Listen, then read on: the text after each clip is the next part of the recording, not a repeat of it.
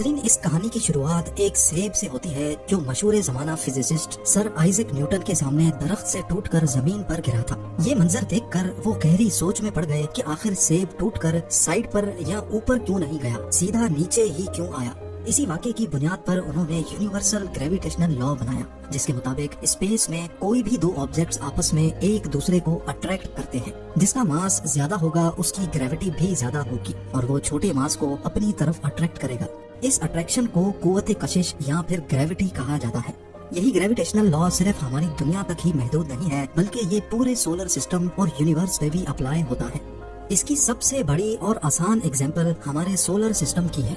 सूरज के गिर्द घूमने वाले तमाम प्लैनेट्स सूरज से छोटे हैं, इसी वजह से वो इसकी तरफ अट्रैक्ट होते हैं और एक खास ऑर्बिट में इसके गिर्द चक्कर लगाते रहते हैं। हमारा चांद भी इसी ग्रेविटेशनल लॉ के तहत जमीन के गिर्द चक्कर लगाता है।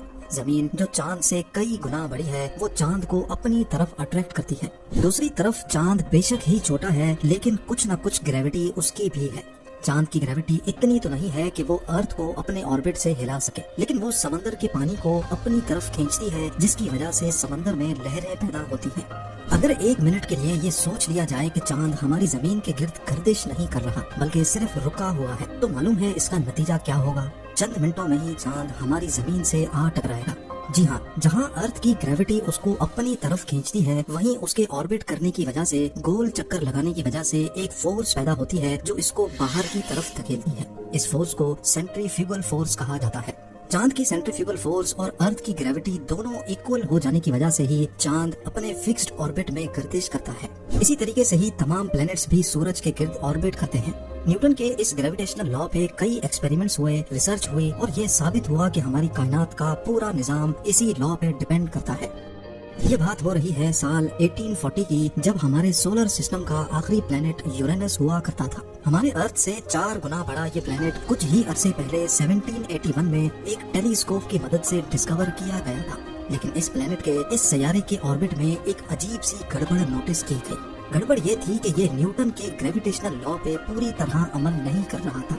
ये अपने ऑर्बिट में एक खास पॉइंट पे आकर अपने आप इधर उधर होने लगा। ग्रेविटेशनल लॉ जिसकी वजह से पूरी यूनिवर्स का सिस्टम चल रहा है, भला सिर्फ एक प्लेनेट उसके खिलाफ कैसे काम कर सकता है। पूरे 60 सालों तक दुनिया भर के एस्ट्रोनॉमर्स यूरेनस के इस अनोखे अमल को देखकर परेशान थे। इनमें एक फ्रेंच एस्ट्रोनॉमर ऑरबेन लेवेरिये भी थे।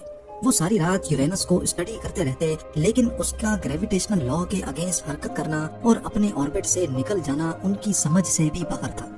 लेवेरिये का कहना था कि ऐसा सिर्फ एक कंडीशन में मुमकिन हो सकता है कि जिस पॉइंट पे यूरेनस अपने ऑर्बिट से निकलकर ऊपर नीचे मूव करता है, वहाँ उसके करीब कोई बहुत बड़ा मास या प्लेनेट हो। लेकिन मसला तो यही था कि किसी को भी उसके आसपास कोई प्लेनेट नजर नहीं आ रहा था।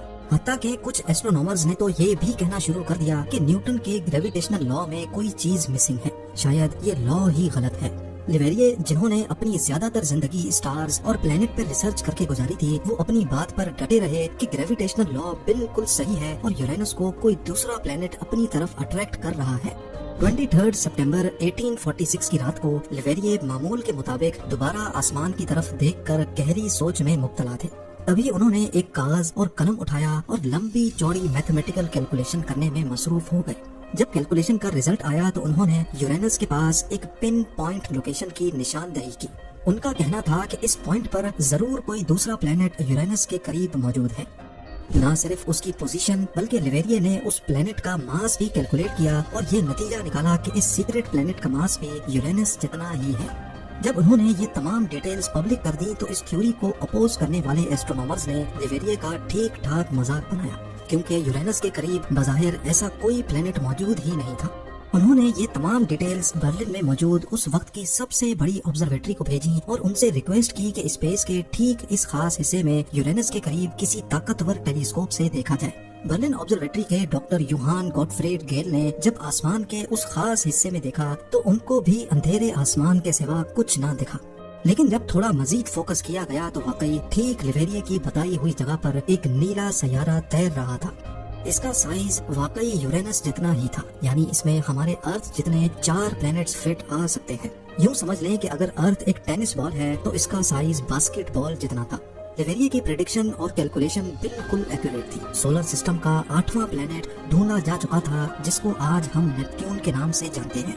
نیپٹون وہ پہلا پلانٹ ہے جس کو کسی ٹیلیسکوپ سے نہیں بلکہ میتھس کے فارمولاز، ایک پیپر اور قلم کی مدد سے ڈھونڈا گیا۔ یہ پلانٹ لیویریے سے پہلے مشہور زمانہ ایسٹرونومر اور ٹیلیسکوپ کے انوینٹر گیلیلیو نے بھی دیکھ رکھا تھا، لیکن گیلیلیو ہمیشہ اس کو ایک اسٹار مانتے تھے۔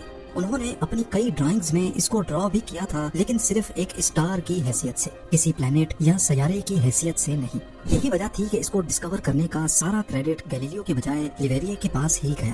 کریڈٹ تو ان کو بے شک مل ہی گیا تھا، لیکن وہ ہمیشہ چاہتے تھے کہ اس پلانٹ کا نام بھی ان کے اپنے نام لیویریے سے جوڑا جائے۔ پر کیونکہ اس وقت پلانٹس اور اسٹارز کے نام ہمیشہ دیوتاؤں کے نام پہ رکھے جاتے تھے، اسی وجہ سے کئی لوگوں کو اس نئے پلانٹ کا نام لیویریے سے جوڑنے پر اعتراض تھا۔ سب کی میوچل انڈرسٹینڈنگ کے بعد اس کا نام رومن دیوتا نیپٹون کے نام پہ رکھا گیا۔ 1989 میں ناسا کا وائجر 2 اسپیس کرافٹ پہلی بار نیپٹون کے پاس سے گزارا گیا۔ 3000 میل دور سے وائجر 2 نے نیپٹون کی کئی فوٹوگرافز کیپچر کی۔ یہ ہمارے سولر سسٹم کا سب سے دور اور سب سے آخری پلانٹ ہے۔ یوں سمجھ لیں کہ اگر ارتھ سے سورج کا ڈسٹینس 1 ایسٹرونومیکل یونٹ ہے تو نیپٹون سورج سے 30 ایسٹرونومیکل یونٹس دور ہے۔ سورج سے اتنا دور ہونے کی وجہ سے ہی یہاں کا ٹیمپریچر -190 ڈگری سیلسیس رہتا ہے۔ ناسا کے مطابق یہ برف کا بہت بڑا جائنٹ ہے جہاں ہر وقت طوفان چل رہے ہوتے ہیں، ایسے طوفان جن کی اسپیڈ 2000 کلومیٹر پر آور تک پہنچتی ہے۔ یاد رہے کہ ارتھ پر سب سے تیز طوفان کی اسپیڈ 407 کلومیٹر پر آور تک ریکارڈ کی گئی تھی۔ یہاں کا ایک دن ارتھ کے 16 گھنٹوں کے برابر اور یہاں کا ایک سال ارتھ کے 165 سالوں جتنا لمبا ہے۔ لیویریے جنہوں نے صرف میتھس کے فارمولا سے اس پلانٹ کو ڈھونڈا تھا، وہ آج زندہ تو نہیں ہے، لیکن پیرس میں ان کی قبر پر نیپٹون کا یہ ماڈل ان کے کارنامے کو ہمیشہ یاد دلاتا رہے گا۔